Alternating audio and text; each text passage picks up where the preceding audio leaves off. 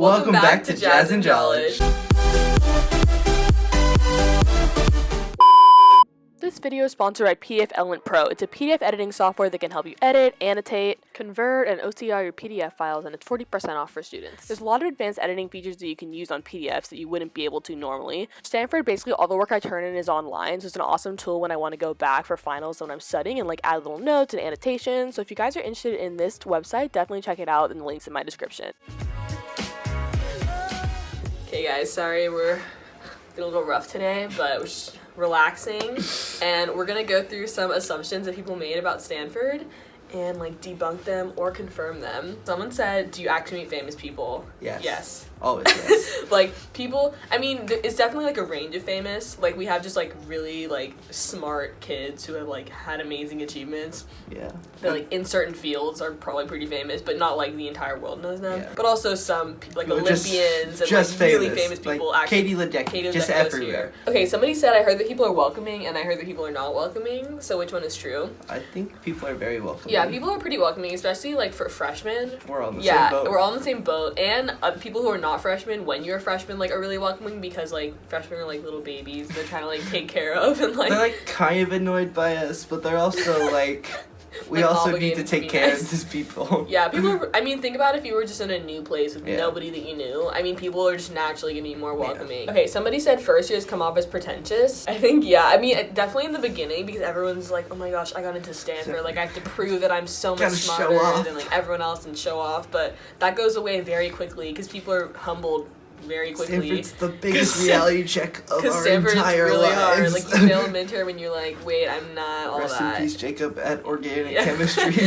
I mean, Stanford's just really, really hard, so there's no way you can just, like, come from being all that in high school and just, like, automatically be, like, the best student at Stanford. That just doesn't make sense. Someone said you need perfect grades and to be, like, ASB president, which is, like, student government president. So, like, no, you don't need really perfect anything. You just have to be like passionate about stuff and like unique in whatever you're doing.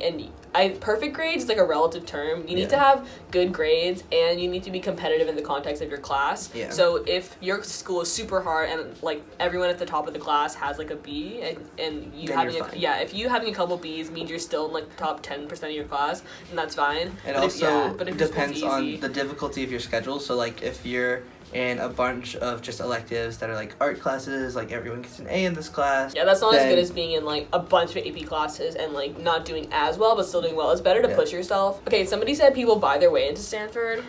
Stanford just already has so much money. The Stanford amount has of so much money you'd have to put into this to make it matter to Stanford is just ridiculous. I mean, to buy your way in, your parents would have to be like just insanely important alumni and like donate a bunch of money, or I mean, or in response to the current scandal that's coming out, you need to not exactly bribe the university. You'd have to bribe someone else, and even then you'd still need like $1 million. So using money to get in, not saying it doesn't happen, but it's like so rare. It's nothing that like the normal applicant needs to be worried about, that like that person will take their spot. Okay, somebody said everyone at Stanford knows exactly what they want to do. No. Like, I don't think anyone knows. I mean, like, Grayson is my roommate is the only person I know that knows exactly what they want to do as a freshman. I mean, yeah, most people don't know what they want to do, because I think that's nice about Stanford is you don't have to get into a certain major. You can just come here and study whatever you want and explore for a while. You don't have to declare till, I mean, ideally the end of your sophomore year, but honestly, most juniors declare. Okay, somebody said everyone at Stanford has won 1,000 awards. No.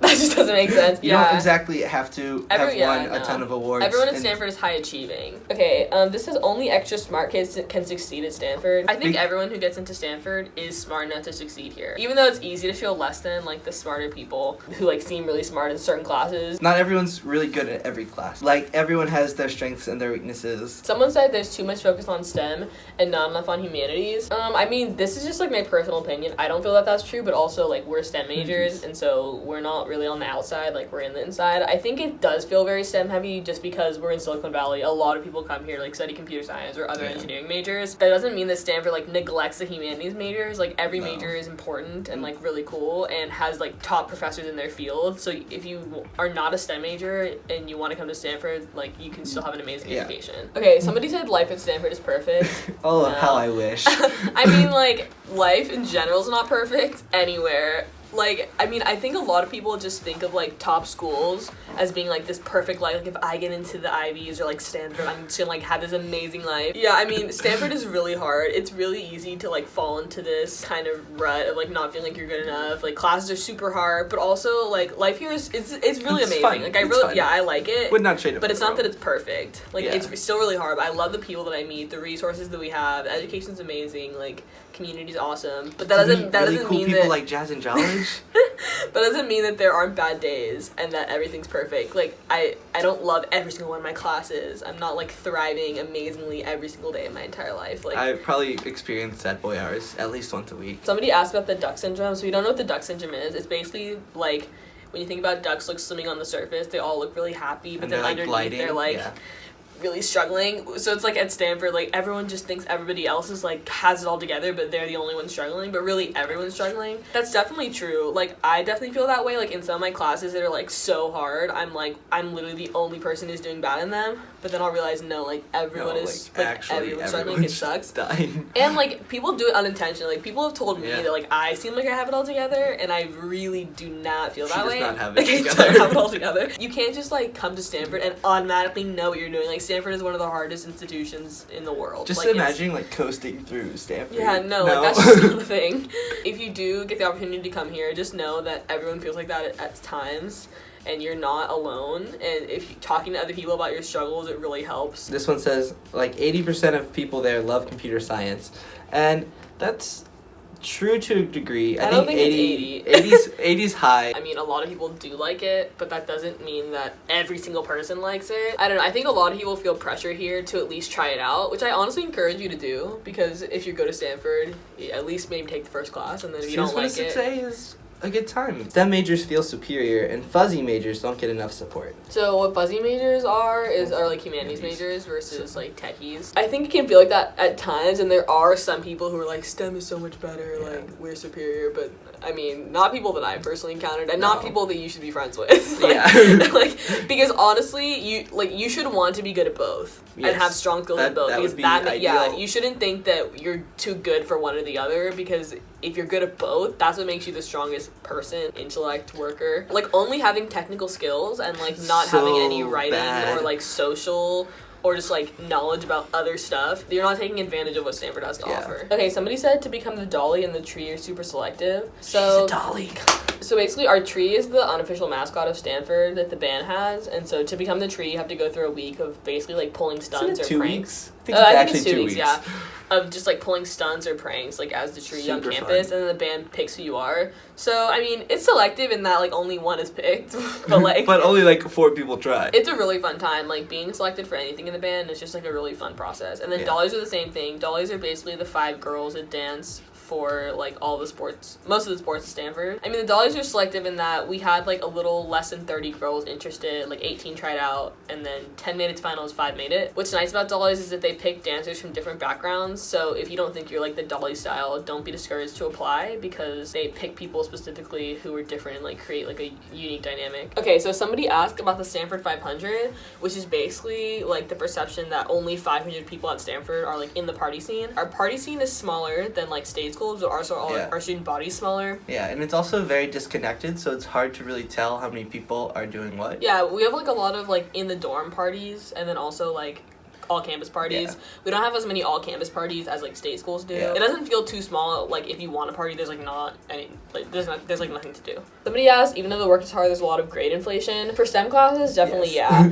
But, I mean, the classes are super, super hard. Like, we don't, like, none of our tests are multiple choice. If ours is multiple choice, it's, like, minimal to none. It inflates your grade a fair amount. Yeah. So that... It's, like, it still makes it where it's on the curve. Yeah, on so the bell like, curve. grades are distributed. I feel that it's really fair. Like, I'd rather have a harder test and, like, do worse on it and be inflated to a grade than have an easier test and then get the grade and not have it be inflated, because I'm not learning I don't much. Really know what's going on still, because the answer, because I'd rather the be questions challenged. were just so I'd rather be challenged and, like, learn more. Somebody said that we spend all day doing work and studying, and no.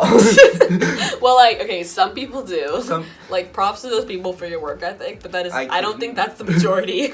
Okay, the thing about Stanford is you will never not have work. Like, in high school, there was always, like, a point where, like, you're done with work before something's assigned, but but that will never happen at Stanford. You will always have stuff that you could be doing, but I think you just have to like balance it for yourself and know that it's okay to go out and like do stuff even when you have work, because you're always gonna have work. You just have to be proactive and like have good time management. Like you can't not do your work. Procrastination is key.